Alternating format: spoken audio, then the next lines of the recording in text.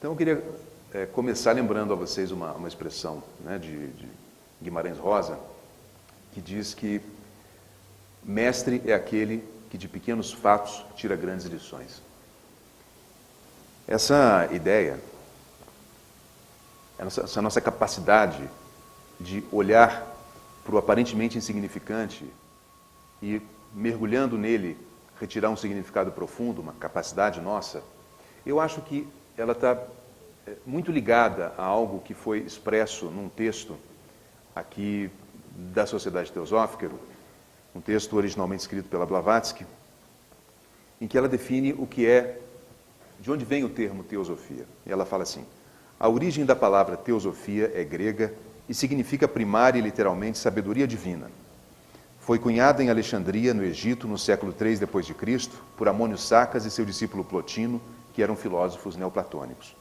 Fundaram a escola teosófica eclética e também eram chamados de filaletes ou amigos da verdade e analogistas, porque não buscavam a sabedoria apenas nos livros, mas através de analogias e correspondências da alma humana com o mundo externo e os fenômenos da natureza. Assim, em conformidade com seu terceiro objetivo, e continua o texto. Mas o que nos interessa aqui é essa expressão que eu achei muito interessante, que os predecessores desse movimento, né, que busca chegar à essência das tradições espirituais e mostrá-las como sabedoria, aspecto em que elas se tornam uma só, apesar das suas várias diferenças, das suas diferentes mitologias, que justamente essas pessoas que no século III já tinham esse olhar, eles se consideravam analogistas por, vamos dizer assim, lerem o livro da natureza. E essa ideia, ela se encontra de uma forma muito enriquecedora com a reflexão que eu tenho feito e compartilhado com vocês aqui sobre a ecopsicologia, que é justamente a psicologia se voltando para as relações entre ser humano e o mundo natural. Uma leitura que nos mostra que nós sofremos de uma profunda alienação na nossa cultura, que é essa alienação de uma dimensão íntima, nossa, essencial, essa fonte de uma outra percepção instintiva ou intuitiva, aqui os criadores da ecopsicologia chamaram de inconsciente ecológico. Isso me faz pensar que pessoas que empreendem esse tipo de reflexão que o movimento teosófico busca estimular, que é a reflexão da busca da essência, a reflexão da percepção da unidade na diversidade, a busca sincera pelo que é verdadeiro, pelo que é iluminador, indiferentemente das fontes.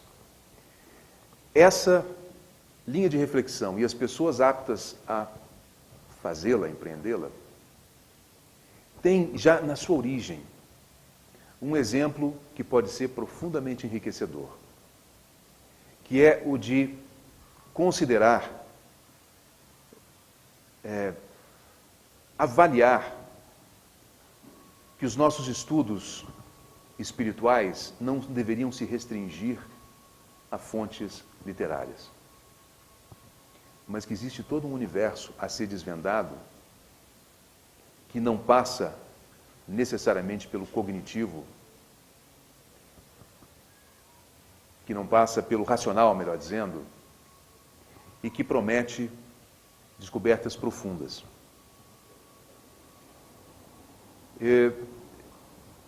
Eduardo Iver, amigo querido, escolheu uma frase para um trabalho que nós fazemos, de Bernardo de Clairvaux, São Bernardo, que eu achei muito iluminadora. E São Bernardo, um cisterciense, um monge, alguém da tradição católica, vai na essência disso que eu gostaria de compartilhar com vocês hoje. O que ele diz é: acredite em alguém que tentou. Você sentirá mais satisfação nas florestas do que nos livros. As árvores e as rochas ensinarão a você aquilo que não poderá ouvir dos mestres. O que sei das ciências divinas e da Escritura Sagrada, aprendi nos bosques e nos campos.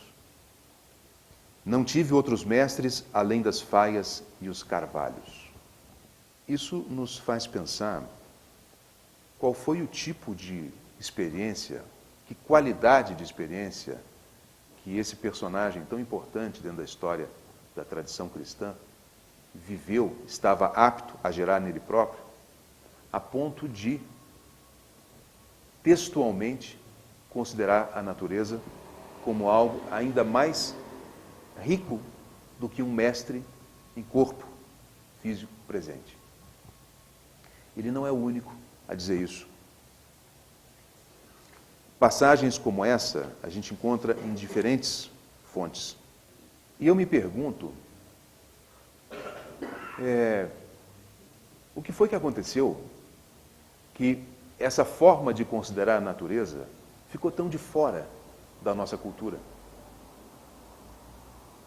Porque a nossa forma habitual de olhar para o mundo natural hoje, eu gostaria de apontar dois aspectos. O primeiro, como já tinha dito em outras ocasiões aqui, de uma forma utilitária. Né? O que a natureza nos oferece?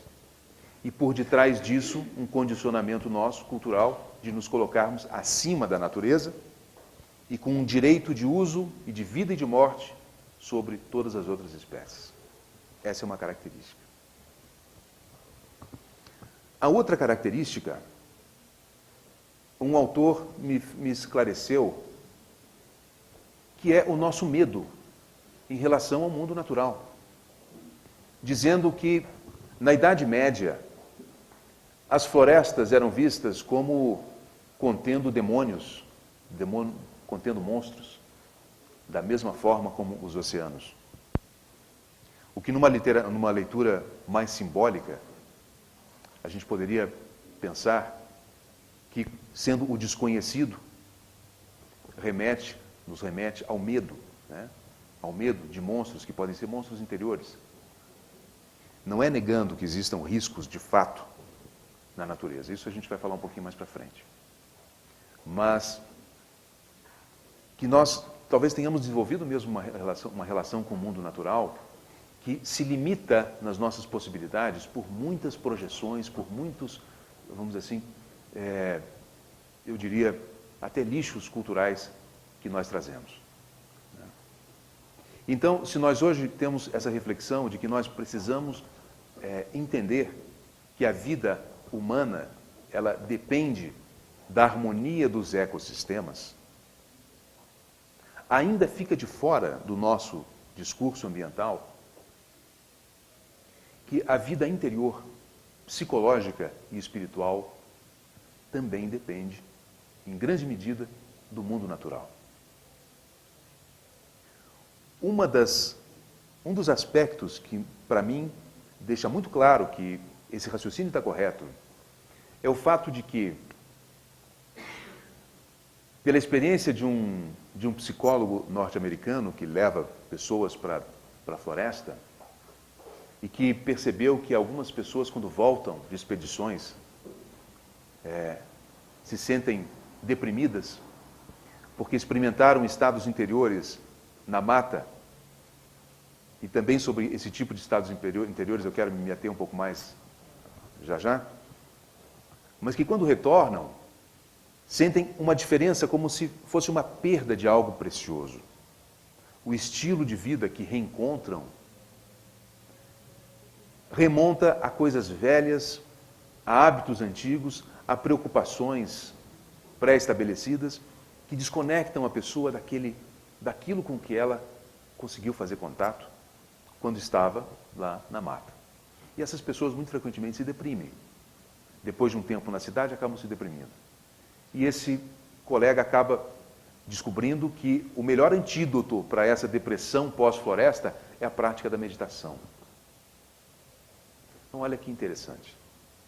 A meditação ela resgata ou ela gera um estado que pode ser alcançado em contato com ambientes intocados. Mas não é muito fácil fazer o contato com esse estado necessário. Tanto que o que a gente observa é que, muito frequentemente, a maneira como as pessoas estão na natureza não é, de fato, estando na natureza. É sim fazendo algo na natureza. Não há um contato direto, mas quando há o contato direto, aí alguma coisa pode acontecer.